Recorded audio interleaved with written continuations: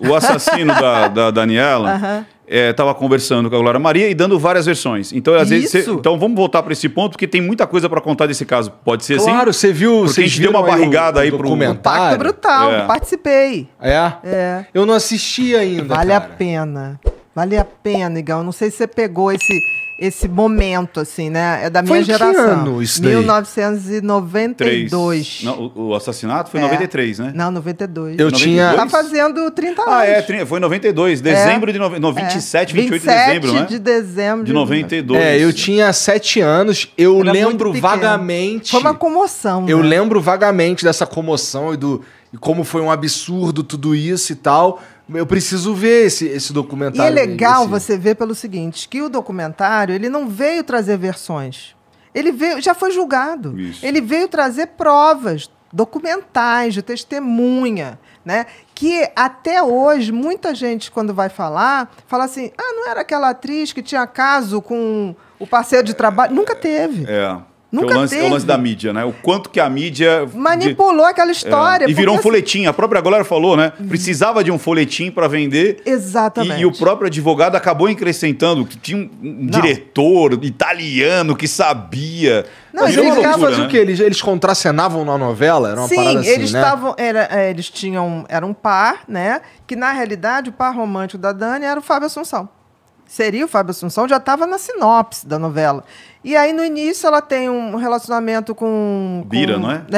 Com o personagem lá do assassino. E eles desmancham. Quando desmanchou e começou a chegar o roteiro das gravações, ele já não sendo mais, e que a novela caminhava para o que era o planejado, Fábio Assunção, ele surtou. E ele começou, tipo assim, não, fala com a sua mãe, tem que trocar. E ela falou, não vou. Isso não existe, ninguém influencia minha mãe, não vou fazer isso. E aí ele começou assim, obsessivamente. E aí tramou lá a questão, e não sei se você viu, né? Tinha todo um simbolismo de uma coisa meio magia negra ali, né? Tinha. Uma semana antes foi limpar o terreno lá, porque tinha que ser uma coisa perto de uma árvore, na última lua cheia do mês, e aquela coisa de você tirar o coração, né? Aquilo é uma oferenda, né? Na época, nunca se tocou muito nisso, porque era tão difícil. Dessa parte eu não sabia. Você vai entender. A gente não pode dizer que é isso. Agora, que aquilo foi totalmente ritualizado, planejado, é uma coisa incrível. Você vai ver ali que aquilo tinha um determinado fim. E ele tinha umas histórias de levar uma entidade para o teatro. Tinha umas coisas muito esquisitas. Eu assisti, né, o episódio. Eu fiquei muito feliz quando você apareceu lá. Falei, a doutora Beatriz ali e tal, dando sustentação, né, para dizer o que estava acontecendo. E a Paula Tomás, ela ia assistir ele nos Leopardos, né? Em tudo. E aí levava uma Nossa Senhora.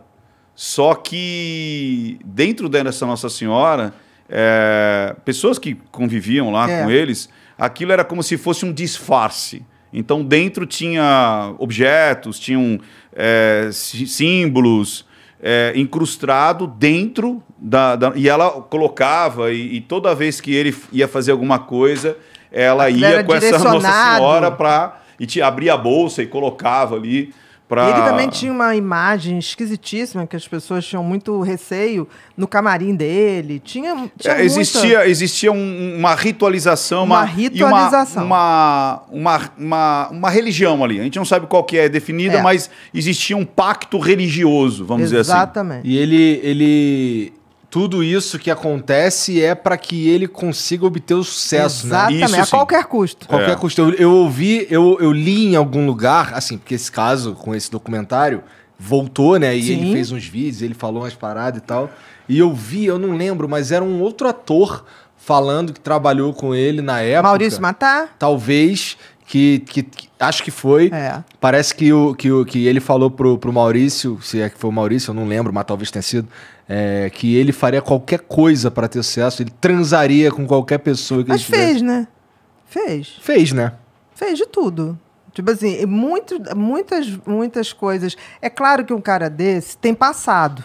Eu sempre digo isso. Um psicopata não nasce quando faz o primeiro crime. Ele já tem várias outras coisas. E quando a gente vai na história pregressa dele, tem muita história. Tem muita história. Só que tem que, na época, pessoas envolvidas, pessoas muito conhecidas na época, não quiseram depor para não se expor.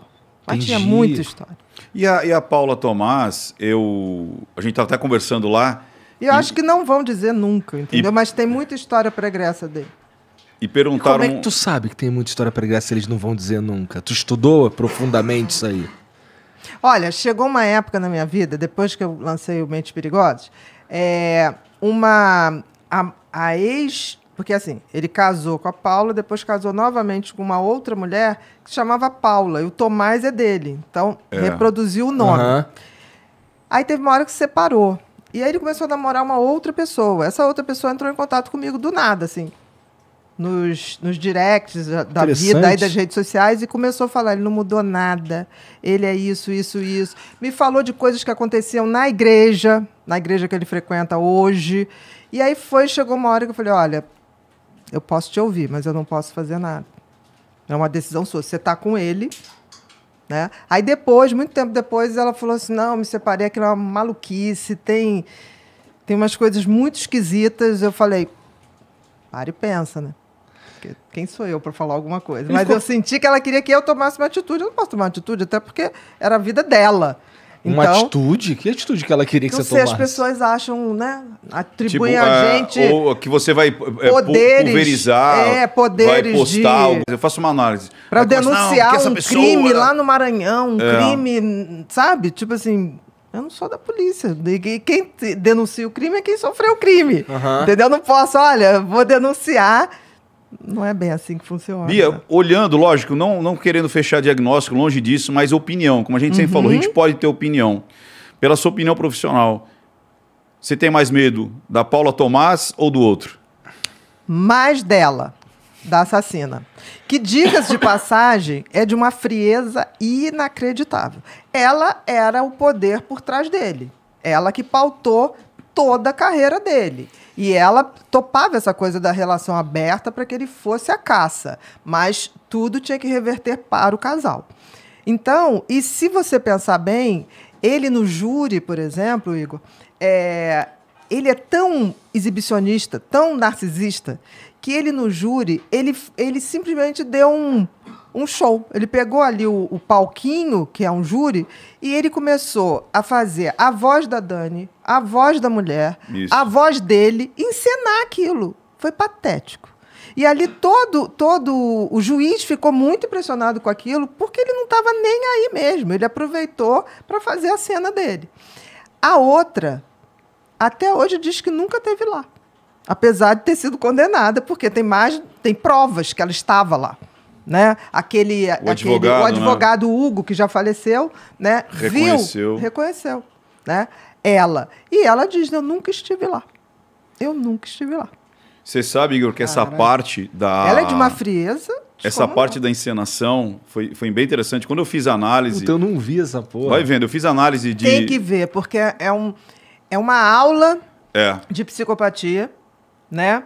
É uma aula de você ler os autos de tudo que foi feito para não se chegar à conclusão, como as testemunhas foram...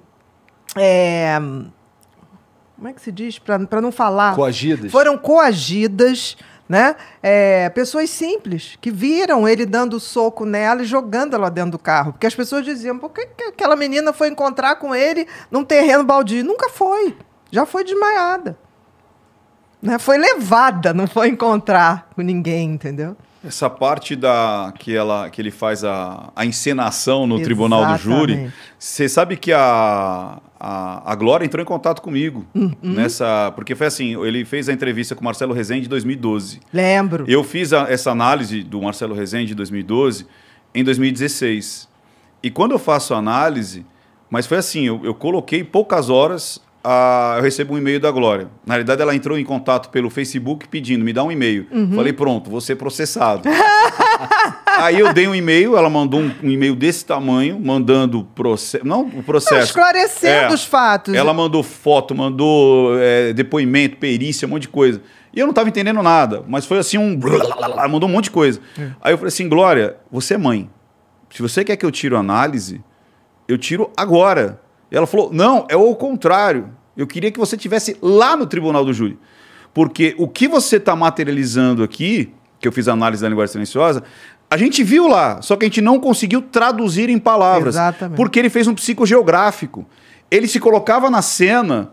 Então, assim, quando ele conta assim, não, naquele dia eu fui no shopping, aí não sei o quê, a Paula estava no carro e blá, blá, blá, fomos em onde, deixei a Paula não sei o quê, papá. Aí quando vai para aquela cena que eu acho que até hoje ele desvia, ele deriva. Ele chega e fala assim, sabe a coisa da mentira? Aí eu estava aqui, aí ela entrou por aqui, eu dei uma gravata, ela tropeça, aí eu digo, não! Aí a Paula fala, eu vejo um lampejar de uma faca e não sei o quê. Eu falo, meu Deus, o que você fez? Eu falo, cara, esse cara tá atuando. Claro. E ele estava atuando na terceira pessoa, ou seja, ele se colocou dentro da cena, porque uma das características é para você não errar a mentira.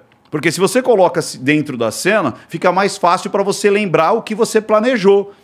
Aí ela falou, ele fez isso lá, Ricardo. Ele fez isso lá, a Glória contando.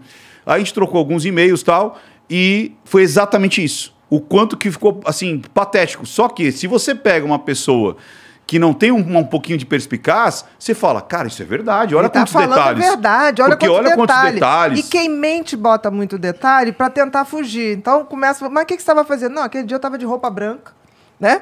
E aí, eu não sei, troquei a roupa, porque aquele dia eu queria botar branco, depois eu troquei a roupa por camiseta preta. A pessoa vai enchendo de detalhes a cena para fugir do foco. Ele faz isso o tempo todo. E agora, né, depois quando lançou, a mulher dele atual invadiu a minha live e falou assim, essa mulher escreveu um livro e ficou milionária às custas do meu marido. Não, é mega, né? Porque querer dizer que eu fiz Mentes Perigosas em homenagem ao marido dela tá louco, né? Tipo assim, ali tem Suzane, tem Nardone, tem tudo, entendeu? Tem o Roger Abdelmaci, tem tudo, de A a Z. E aí... Só gente boa, hein, Bia? É só gente boa, né? O que eu vou fazer, né? Mas todo mundo julgado, tá? Uhum. Porque senão aí dá o processo, né? Julgado, condenado, bonitinho, julgado, daí você pode falar e tal. Aí eu posso, porque aí não tô mais influindo naquilo. Essa esposa dele, Bia, você acha atual? Como essa que entrou Vou falar só um termo técnico, mas você acha que ela pode estar no Folidê? Tipo assim, ela compra a psicose né, o transtorno do marido? Folidê é o seguinte... Obrigado. Traduzindo. Porque a pessoa não é doente, não tem os transtornos, mas por ela ter, às vezes, uma mente mais recessiva, mais influenciável. Mais influenciável, ela começa a pegar os padrões do cara que ou da pessoa que é doente. Olha, o que você acha? Eu acho que, como um bom psicopata, ele é extremamente manipulador, um psicopata não entra na tua vida sem antes ter estudado. Boa. Lembre-se que é 100% razão, 0 emoção. Então, ele, quando vai entrar na tua vida, ele já estudou tudo. E pode ser mulher também. Então, ele vai falar o que o outro quer ouvir, a música predileta. Você vai ficar assim, gente, achei minha alma gêmea. Né? Eu tenho o maior medo disso.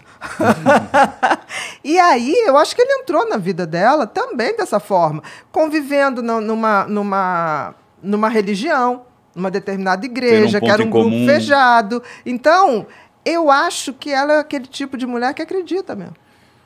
Entendi.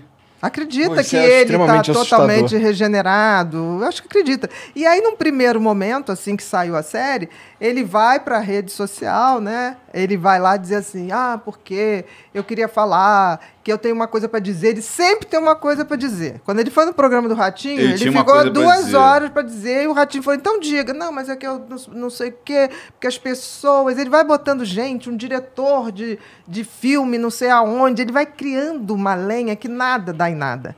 E aí ele tinha mais coisa para dizer e achou um absurdo ele não ter sido entrevistado no documentário.